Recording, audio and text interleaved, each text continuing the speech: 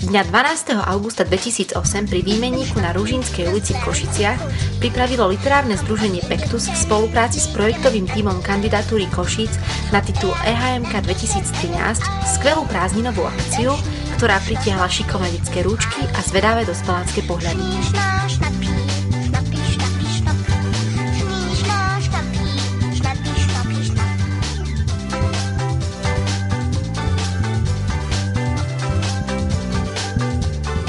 Tento workshop sa volá Sídliskové príšerky a je určený pre deti a mládež.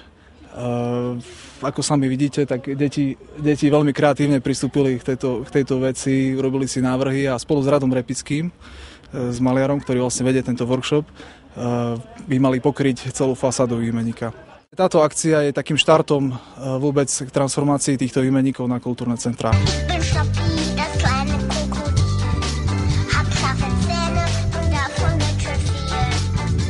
Moja úloha je tzv. Manažer príšeriek, pretože moja tvorba je spojená s príšerkami a s kreslenými postavičkami a v tomto smere viac menej ľahko ovplyvňujem deti, že ktorým smerom by sa mohli vydať tu na tomto výmenníku tepla, ale väčšinou to necháme na nich, čiže realizuje sa každý ako chce.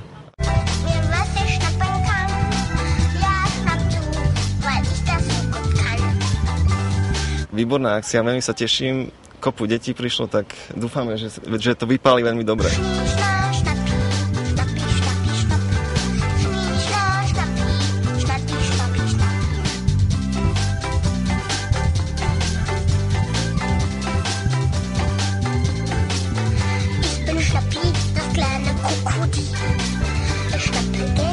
I ty mimozemšťan.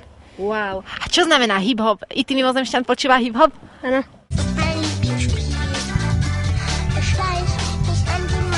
Na sídlisku teraz sa teda mohli deti naplno ukázať, že ich príšerky nie sú iba strašidelné, ale že sú aj veselé, farebné a vedia oživiť aj fádnu fasádu sídliskovej stavby.